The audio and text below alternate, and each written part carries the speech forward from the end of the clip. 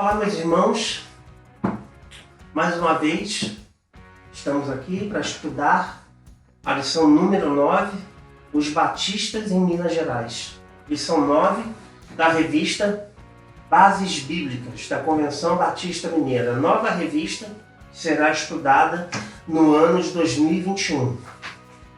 Antes de começarmos a estudar a lição, gostaria de fazer uma oração. Amém? Oremos.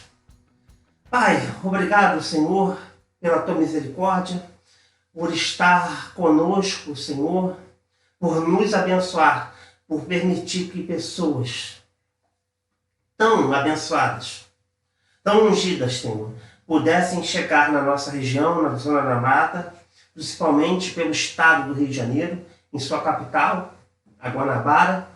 Graças a Deus, os missionários e aqueles que foram treinados e liderados por William Buckley e Zac Taylor puderam chegar a nós e nos trazer e pregar as boas novas. Muito obrigado, Senhor, por nós podermos fazer parte dessa história e também poder contribuir com o teu reino, Senhor. Que possamos ser obedientes, Senhor, buscar sempre a tua presença e o teu bem-querer. E obrigado, Senhor, por Senhor permitir que as Sagradas Escrituras, as boas novas, chegassem a nós por esses homens tão amados. Obrigado por tudo, Senhor. Abençoe a nossa lição que estudaremos hoje e tudo que fazemos, que possa ser em nome do teu Filho Jesus. Amém. Os Batistas em Minas Gerais. Introdução. Página 51, diz assim: a história dos Batistas Mineiros é muito rica. Começou muito antes da organização da Convenção Batista Mineira. Em 1888, os batistas já estavam em solo mineiro, tendo chegado primeiro em Juiz de Fora por meio do missionário Charles Daniel. O que quer dizer disso aqui? Voltando à lição 7, quando William Buckley, e Zac Taylor fundaram a primeira igreja batista no Brasil, na Bahia, no ano de 1882, junto com nossa heroína Annie Luther Buckley, eles foram fundando igrejas e colégios e trabalhos, treinando pessoas. Outros missionários vieram evangelizar o Brasil. O Espírito Santo os tocou para que pudessem vir à nossa terra e pudessem pregar o Evangelho. Só que desta vez o que ocorre? Ocorre que William Buckley, implantando a igreja, a primeira igreja batista do Rio de Janeiro em 1884, 2 anos após a implantação da primeira igreja na Bahia, em Salvador, vários missionários americanos, um deles, Charles D. Daniel, é treinado, passa por um intensivo no nosso idioma, para que pudesse falar o nosso idioma, e começa a empreitada, a aventura de chegar até Juiz de Fora. Mas como é que era feito isso, meus irmãos? A curiosidade aqui é como se dava e como estava e como era o período, É um processo que nós chamamos na Bíblia de processo exegético, Voltando um pouco à cultura da época, voltando ao tempo, ao período ainda da segunda monarquia do Brasil, período de Dom Pedro II, o final da monarquia, e o início da independência, não independência, mas da República do Brasil, no ano de 1889. Visto que para chegar em Juiz de Fora, como que era feito? Primeiro saía-se da capital, Rio de Janeiro, pegava-se um navio até a Guanabara, e chegando a Guanabara, ali na Ilha do Governador, é que a cavalo, ou no caso a burro, se passava pelo caminho da Estrada Real. Esse caminho eu bem conheço porque é um caminho que chega até a cidade de Petrópolis. E não chega pela serra, como nós vemos hoje, com aquele restaurante famoso, o Alemão. Era feito pela Estrada Real que portava, do Rio de Caxias, que é o que nós conhecemos hoje, até chegar a Magé, até que chega a Piabetá e até que chega a Petrópolis. Essa viagem a burro ou a cavalo demorava mais ou menos um dia para chegar até Petrópolis. Imaginemos agora a dificuldade da estrada para chegar de Petrópolis até Juiz de Fora. Estas são as dificuldades que nossos heróis tiveram para sair do Rio de Janeiro, onde já havia alguma estrutura financeira e intelectual, com alguns missionários já treinados, com igrejas convertidas, com uma estrutura, um entendimento, com pessoas com intelecto mais elevado. Nós estamos falando da capital, Rio de Janeiro. Charles Daniel, ele chega a Juiz de Fora, o que ele encontra? Ele encontra uma zona rural muito grande. E vamos entender a dificuldade desse missionário para pregar o evangelho em grandes fazendas. Então este é o cenário que eu quero que os irmãos entendam, que os nossos heróis passaram. Primeiro saindo dos Estados Unidos, do sul dos Estados Unidos. Né? Quando nós falamos lá da Grande Guerra Civil Americana. E aí eles vêm para o Brasil, onde pessoas não tinham um entendimento, um intelecto, nem o costume de uma independência. Eu digo que a independência do Brasil ocorreu em 1823. Sim, a independência de Portugal. Mas aqui nós temos o que? A ideia de um Estado que não é laico, é um Estado extremamente ligado à Igreja Católica Apostólica Romana, que não recebia bem os protestantes aqui, ainda que Dom Pedro II, olhando para a imigração, olhando para a colonização, olhando para a expansão do território, né, da exploração do território brasileiro, olhava com bons olhos a chegada dos protestantes americanos e europeus ao Brasil. Nós temos que entender que a Igreja Católica não pensava assim. Só para os irmãos verem a dificuldade dos nossos missionários. Chegando em Juiz de Fora, depois de passarem, né, várias aventuras, a burro ou a carroça, né, com carruagens e tudo mais, saindo do Rio de Janeiro e chegando a Juiz de Fora, o desafio era outro. A burro se frequentava as fazendas, que já começavam o quê? A gozar de privilégios da liberdade. Já não se podia, graças a Deus, pela imposição, principalmente do país inglês, da Inglaterra, Reino Unido, escravizar pessoas. Só que nós também não temos pessoas independentes, visto que no centro de Juiz de Fora havia vários armazéns. Para quem? Vários celeiros. Para principalmente estocar café. Café, cana-de-açúcar e outras variedades de grãos que a Zona da Mata produzia. O que eu quero dizer aqui, meus irmãos, falando um pouco da história, é para os irmãos entenderem a dificuldade desses missionários. Por que de primeira o trabalho não deu tanto resultado? Não deu por quê? Porque nessas fazendas, os donos, principalmente, eram o quê? Eram ligados à matriz religiosa do Brasil. Então já havia um preconceito com os evangélicos, com os protestantes. Então a evangelização não seria fácil. Primeiro, pela diferença cultural de idiomas, né? Ainda que esses missionários se esforçassem para aprender o nosso idioma, eles não eram, né? Não era uma coisa natural. Segundo, a diferença intelectual e diferença realmente cultural era imensa. Por quê?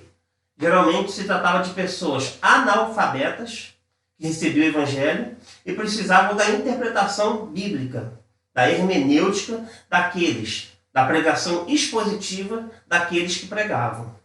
Só para os irmãos entenderem a dificuldade que era e que esses missionários tinham. Fora a escassez de recursos humanos, a escassez de recurso financeiro e principalmente a escassez de recursos na área da saúde. Visto que a maioria desses missionários tiveram que voltar para o Rio de Janeiro, depois pegar um navio para voltar para os Estados Unidos e fazer tratamentos de saúde, pois adoeciam. Seguindo aqui na página 51. Os desafios da missão de fazenda. Em Minas Gerais predominou o tipo de evangelismo conhecido como missão de fazenda, ou seja, com o declínio da extração do ouro, a maioria dos mineiros se concentrava na zona rural, dedicando-se ao cultivo da cultura do café e da pecuária. Ou seja, se já era longe sair do Rio de Janeiro, passando por várias cidades, até chegar a Petrópolis, passando por algumas cidades, até chegar a Juiz de Fora, entre elas Três Rios, Areal, entre outros, né? O que ocorre? Ocorre que havia o desafio, muitas vezes, de um dia no lombo de um cavalo ou de um burro, né? De um animal, para pregar o evangelho nas fazendas. E tudo era feito que com simplicidade. Não havia essa mordomia, né, que nós temos hoje, de carro, luz elétrica, água encanada, estruturas de templos que muitas vezes nós conseguimos fazer com o apoio e união da igreja local. Não havia esse apoio. A igreja local mais perto estava a 200 quilômetros, 300 quilômetros de distância, que era no Rio de Janeiro. Ou seja, esses heróis tinham que sair do seu país, depois vir para uma cidade onde eles tinham uma estrutura e fazer um trabalho realmente de um bandeirante, indo pregar o evangelho em cidades.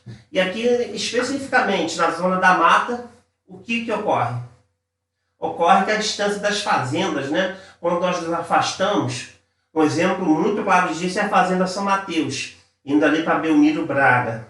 Nós tivemos o prazer de ajudar na construção de uma igreja em Vila Clabim, em parceria com uma igreja de Belfor Roxo, no estado do Rio de Janeiro, que construiu uma capela em Vila Clabim, que é muito perto de Belmiro Braga. E ali nós passamos pelas ruínas da antiga fazenda São Mateus. Então, olha a distância daqui até quase Belmiro Braga. Imagina isso no lombo de um animal. A dificuldade. Sem estrutura. Começando como? Começando com uma simples desculpa de venda de literatura evangélica, entrega de folhetos, conquistando ali a amizade das pessoas e daquelas pessoas que realmente, aqueles fazendeiros, aqueles donos daqueles empreendimentos, e orando a Deus para que aquelas pessoas pudessem ter um encontro com o Senhor Jesus e ali fosse proclamado o Evangelho. Tópico 2, página 52. Os bandeirantes da fé. Antes de falar dos bandeirantes da fé, nós temos que falar sobre o que é um bandeirante. Sei que muitos irmãos sabem o que são os bandeirantes, né? Principalmente os portugueses brancos, que em sua minoria, né, se instalavam em São Paulo, que era o local mais desenvolvido no Império, e eles partiam para realmente o quê? Caçar índios, realmente explorar o Brasil, criar estradas, criar fazendas, principalmente para a extração do ouro e de materiais minerais valiosos, né, como a prata, entre outros minérios que o nosso solo é tão rico, e fazer um trabalho muitas vezes financiados pela coroa portuguesa e muitas vezes independentes, né? E o que ocorre? Eles tinham uma outra função, que era a qual? Era descobrir onde estavam os quilombos e capturar os escravos fugidos.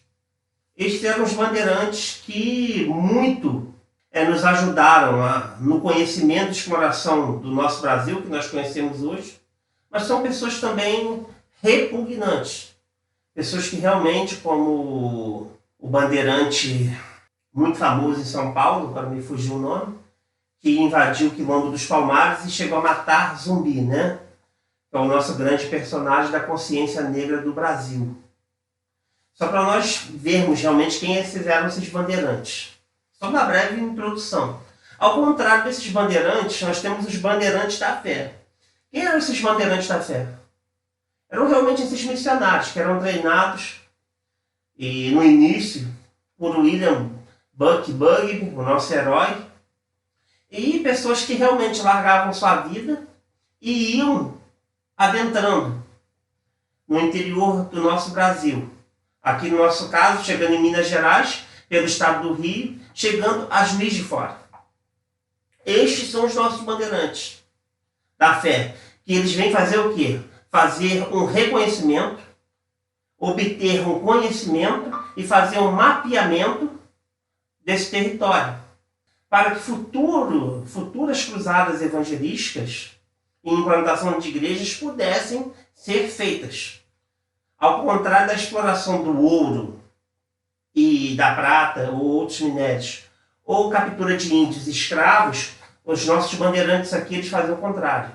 Eles buscavam, através da oração, através da anulação própria, realmente. Eles se anulavam sua vida para poder servir a Deus. E procuravam corações sedentos do Espírito Santo preparasse para que pudessem ser convertidos e ali o evangelho pudesse ser pregado. Os bandeirantes foram os sertanistas que penetraram o interior do Brasil em busca de ouro e prata e pedras preciosas. Eles foram os desbravadores das terras mineiras, vindo sobretudo de São Paulo, foi o que eu acabei de explicar aqui. No segundo parágrafo, a primeira porta de entrada dos batistas em Minas Gerais foi pela Zona da Mata, principalmente pelo estado do Rio de Janeiro.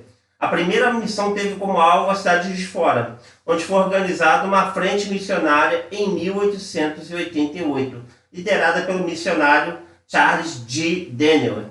Aproximadamente, a cidade com sede da missão do Rio de Janeiro parecia favorecer o crescimento da obra ali. No entanto, a expectativa não se confirmou.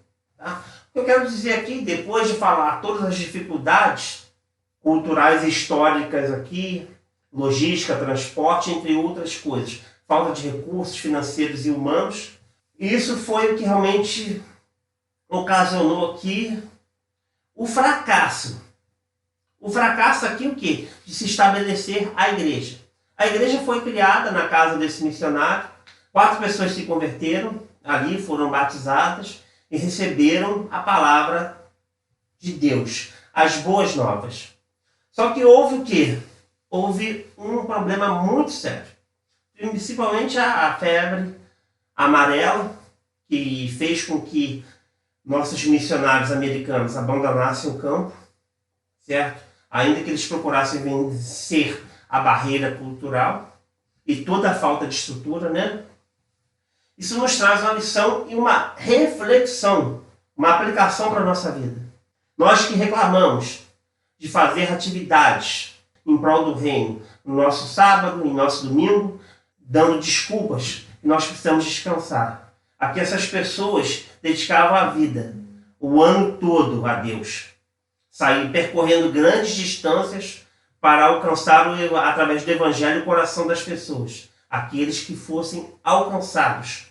Muito parecido com o nosso apóstolo Paulo, né? Em Gálatas 4, que diz o que ali? Vamos ler Gálatas 4. Gálatas 4, do versículo 13 ao 14. Embora minha enfermidade na carne vos fosse uma tentação, não me rejeitastes, nem me desprezastes. Antes me recebestes como a um anjo de Deus, como o próprio Cristo Jesus. Versículo 15. Qual é logo a vossa alegria? Dou-vos testemunho de que, se possível fora, terias arrancado os vossos olhos e terias dados a mim. Aqui Paulo tem uma enfermidade, tudo implica, tudo diz que eles tiveram aqui uma enfermidade em decorrência de uma infecção, né? Muitos dizem que foi malária, que levou Paulo a ter problemas oftalmológicos, e Paulo ali teve que parar na Galícia, pregando o evangelho em outras cidades e regiões próximas, e aquilo ali, naquela ocasião, ele foi recebido na Galícia, e ali o evangelho foi pregado. E ali uma igreja foi plantada. Então pessoas receberam o apóstolo Paulo. Ao contrário aqui, porque houve um fracasso dessa igreja. Eu fiz pesquisas aqui e não há registros. Simplesmente se perderam o registro da igreja. A primeira igreja batista criada aqui em Minas Gerais, em 1888. E a igreja criada em Barbacena, em 1892. Se perderam por quê? porque as pessoas aqui não eram receptivas ao Evangelho, ao protestantismo. E o que ocorre? Como não houve socorro e não houve prestação aqui, uma solidariedade com os missionários, eles tiveram que declinar e tiveram que sair da nossa região.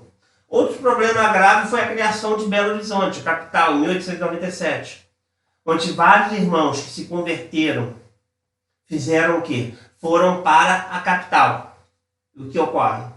Como o Rio de Janeiro estava bem longe aqui e a questão de transporte e logística era complicada, não foi possível o trabalho batista se estabelecer aqui na Zona da Mata, principalmente aqui em Juiz de Fora.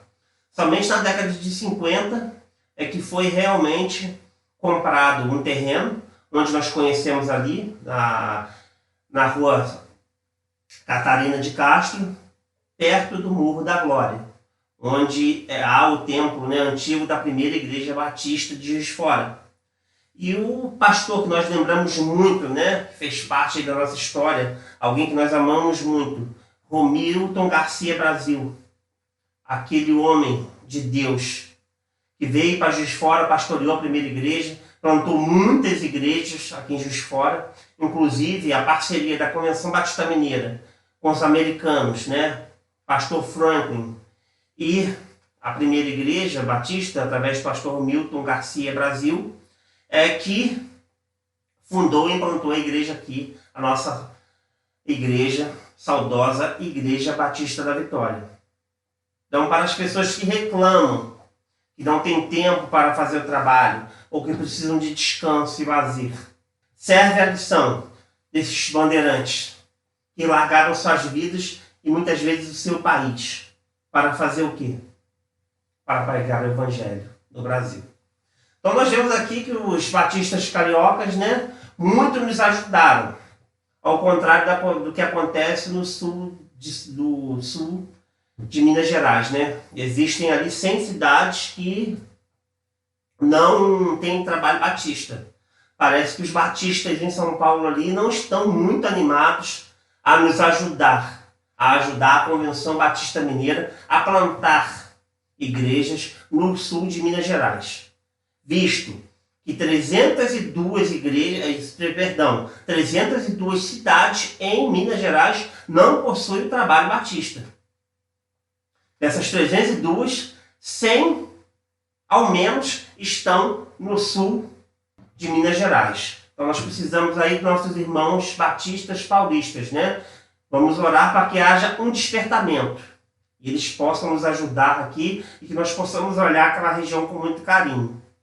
Página 53, primeiro parágrafo. Outra porta de entrada dos batistas em Minas Gerais foi a região conhecida como Vale do Rio Doce, no leste mineiro. Os méritos do trabalho batista nesta região devem ser acreditados aos batistas do Espírito Santo, que saltaram a divisa para pregar aos mineiros o Evangelho de Cristo, que não conhece fronteiras. O protagonismo da evangelização do Vale do Rio Doce coube a Francisco de José da Silva, um verdadeiro herói da nossa história batista. Quem foi Francisco José da Silva? Órfão de pai aos 6 anos, órfão de mãe aos 12 anos, evangelizado por uma professora. É perseguido na Bahia por aceitar a Jesus como o único Senhor e Salvador, principalmente pela Igreja Romana, né? E aí o que ocorre? Ocorre que ele sai da Bahia, se estabelece como alfaiate e professor no Espírito Santo e ali ele funda várias igrejas. Não satisfeito com o trabalho de alfaiate, professor, pastor ordenado da primeira igreja batista criada no Espírito Santo, começa a fazer missões no Vale do Rio Doce. Olha só, meus irmãos. Teófilo Otoni que o diga, né? Um exemplo aqui do leste mineiro. Olha só, ao contrário dos nossos irmãos paulistas, né? Os batistas capixabas realmente soltaram a divisa e vieram fazer diferença. Então, se nós já temos mapeado a Zona da Mata para futuros trabalhos, foi o que eu citei aqui. Se nós já temos a capital, Belo Horizonte, onde o nosso herói William Buckby implantou trabalhos. na capital mineira. E agora do leste mineiro, divisa com o Espírito Santo. Tinha pouca coisa para fazer, né? Alfaiate, pastor, professor e implantando igrejas, né? E nós muitas vezes damos desculpa, né? De ir a tabuleiro. 70 quilômetros é muito longe. Isto devia ser feito pela primeira igreja batista de Rio Pomba. Eu não tenho tempo para ir na nossa congregação no Olavo Costa. O bairro São Pedro é muito grande. Tem o Santos Dumont, Aeroporto, Nova Califórnia, Tupã, Cidade Universitária, entre outros aqui, Morada do Cerro, Serra Azul. É um bairro muito grande. Imagina esse estado. Imagina esse país. Estamos falando de lugares onde não há estrutura. Voltando agora para o outro lado. Campos dos Goitacazes, né? Campos, no Rio de Janeiro. Que era também onde Itaperuna. Não existia Itaperuna, era ligada a Campos. Olha o que aqueles missionários fizeram naquele local. Eles plantaram igreja em Tombos de Carangola, Muriaé. Hoje nós temos uma população no Alto do Caparaó de 70% da população é evangélica. Há um trabalho lindo e maciço da Convenção Batista Brasileira Mineira e da Denominação Batista dentro daquele local. Processo de evangelização do outro lado, da divisa do estado do Rio com o Espírito Santo. Parece que aquele local ali realmente é abençoado. Abençoado e muito abençoado, né? Deveria servir de inspiração para nós, aqui na Zona da Mata, principalmente para a nossa igreja. Tópico 3. A presença batista na capital e a expansão pelo estado. Várias tentativas foram feitas de estabelecer uma igreja batista em Belo Horizonte, mas o trabalho só foi consolidado em 1912, com a chegada de Daniel Franklin Crosland, que organizou em 31 de março de 1912 a primeira igreja batista em Belo Horizonte. Esta igreja é responsável pela organização da Igreja Batista do Barro Preto, em 1927.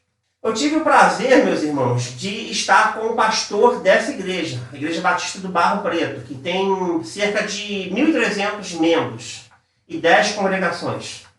É uma igreja missionária que possui missionários em Cuba. A igreja sustenta o missionário ou a missionária em Cuba. Eu tive uma palestra, eu que sou seminarista da Igreja Batista da Vitória, e eu estive palestrando, e após a palestra, eu e o irmão Júlio, conversando com o pastor Alércio. Alércio é o pastor que nos deu aula sobre avivamento e participação de crescimento e implantação de igrejas. E ele estava dando testemunho de como a igreja é missionária, de como o pastor se porta e se importa com missões. Herança desses pastores. É isso que eu quero dizer. É que nós estamos falando de Belo Horizonte. Uma igreja extremamente missionária, a igreja do Barro Preto, a igreja do pastor Alércio. Uma igreja que se importa com pessoas. Que se importa com a salvação e pregação do evangelho. Com a continuidade, o crescimento, extensão do reino de Deus. Para nós entendermos. E aí, muitas vezes nós não sentimos a dificuldade aqui, porque nós não estamos nesse período. Mas o que ocorre? Se nós formos levar em conta que em 1835, um padre, Antônio Feijó, foi regente, administrador, praticamente rei do Brasil por um curto período, nós podemos entender dificuldade que foi imposta a estes missionários, desbravadores. A dificuldade imposta de uma igreja que já estava solidificada aqui no Brasil desde 1500, desde que a primeira missa foi celebrada. Ocorre que eles não se deixaram influenciar. Eles não desistiram, meus irmãos. Isso deveria servir de quê? Se hoje nós estamos lendo essa história aqui, é porque antes eles deram o primeiro passo. Antes eles quiseram. Antes. Página 54. A estrada de ferro chegou também a Mateus Leme e a Divinópolis, que se tornou um importante polo regional. A primeira igreja batista de Divinópolis foi organizada em 1919, tendo sido muito perseguida pela Igreja Católica, que foi até mesmo tomar seu patrimônio. Essa igreja tem sido uma referência na região oeste, tendo organizado muitas igrejas na região. No Triângulo Mineiro, a igreja mais antiga é a primeira igreja evangélica batista de Araguari, organizada em 1925, como fruto do trabalho do missionário Salomão Luiz Gisborg. Essa igreja é responsável pela organização de outras igrejas em Minas Gerais e Goiás. Meus irmãos, esse missionário aqui ele é um missionário polonês, filho de judeus, apóstolo da fé judaica, que se converteu e era um membro da igreja congregacional, e após aderir à nossa confissão de fé e à nossa doutrina, a doutrina batista, se torna um pastor batista, né? Nós falamos do primeiro padre que se converteu e se tornou um pastor batista, e agora aqui nós temos um filho de judeus na Polônia, que vem para o Brasil evangelizar, e é responsável nada mais, nada menos do que a evangelização do Triângulo Mineiro. E nós que conhecemos ali o desenvolvimento de Uberlândia, Uberaba, e aqui nós temos o que? A perseguição da igreja. Até o patrimônio foi tomado, meus irmãos. Para nós entendermos o poder da igreja romanista nesse tempo. O Estado não era laico. Ainda que pudesse ser na teoria, na prática não era. E aqui nós entendemos que a igreja que foi perseguida, ela perseverou e cresceu. E deu frutos até Goiás. Quem dirá, se não até o Distrito Federal, né? Criado em 1955 por Juscelino Kubitschek. Página 55, considerações finais. A missão de fazenda foi determinante para a evangelização do estado de Minas Gerais. Somente assim foi possível alcançar as pequenas vilas e regiões típicas da vida agrária. Infelizmente, algumas igrejas organizadas naquela época desapareceram, mas não ficaram sem frutos. Meus irmãos, eu posso dizer para vocês a dificuldade que é pregar em cidades rurais, né? E o nosso desafio é muito grande aqui em Juiz de Fora. Nós temos o desafio, né? Quem dirá do nosso bairro aqui, a nossa igreja, de todos que eu falei aqui. Mas zona rural de Torreões, Rosário de Minas, entre outros aqui, Chapéu Duvas, Náutico, Monte Verde. Olha só, meus irmãos, a extensão de Juiz de Fora. Nós conhecemos bem porque nós passamos pelo bairro de Grama ali, até chegar em Tabuleiro. E muitas vezes nós não fomos bem recebidos na cidade de Tabuleiro. O trabalho começou ali em 99, com alguns irmãos. João Carlos, o nosso irmão, que eu conheço só pelo apelido, nosso irmão Caial, irmã Iris, saudoso pastor Willer. Uma visão ali que o pastor Beratã na época teve, por um pedido que foi feito pela mãe do Francis, ao se converter. E queria que seus parentes em Tabuleiro recebessem o Evangelho, as boas novas de Cristo. E depois nós passamos pelo pastor Steve, que ficou ali alguns anos, até que nós voltamos a fazer o trabalho. Nós só conseguimos organizar ali uma congregação em 2013. Várias pessoas analfabetas, Caídes teve o prazer de alfabetizar, levando livros do antigo lápis de cor, que hoje é o Colégio Apogeu. E aí, meus irmãos? O desafio de 99 até a construção do templo no ano de 2018, 2019. Olha quanto tempo, meus irmãos. Isto ocorre por quê? Para finalizar aqui as considerações finais. É porque a convenção simplesmente ela tem um trabalho em que ela só funda igrejas em cidades com 10 mil habitantes. Existem cidades aqui em Juiz de Fora que não possuem 1000 habitantes. Mas estamos com um problema aqui em Penhalonga. Nós fatalmente teremos que assumir ali a evangelização e o cuidado daquela congregação que outrora for igreja. Agora, por que realmente isso ocorre? Há um erro muito grande da nossa denominação e das nossas igrejas. Que antes de solidificar um trabalho, e que esse trabalho vire igreja, nós queremos ali plantar a igreja, fazer com que a igreja se solidifique, seja autossustentável, autopropagável e depois vire igreja. Então nós temos que realmente, através dessa história magnífica, da introdução da história batista no estado de Minas Gerais, repensar nossas estratégias, né? E queria agradecer aqui o nosso irmão Fabrício e o Projeto Barnabé, que nos ajuda em Tabuleiro, que tem revitalizado e cuidado de igrejas, do qual a convenção não tem acesso. Tá, meus irmãos? Esta é a lição estudada, a lição 9, os batistas em Minas Gerais. Muito obrigado pela oportunidade e que Deus nos abençoe. Amém.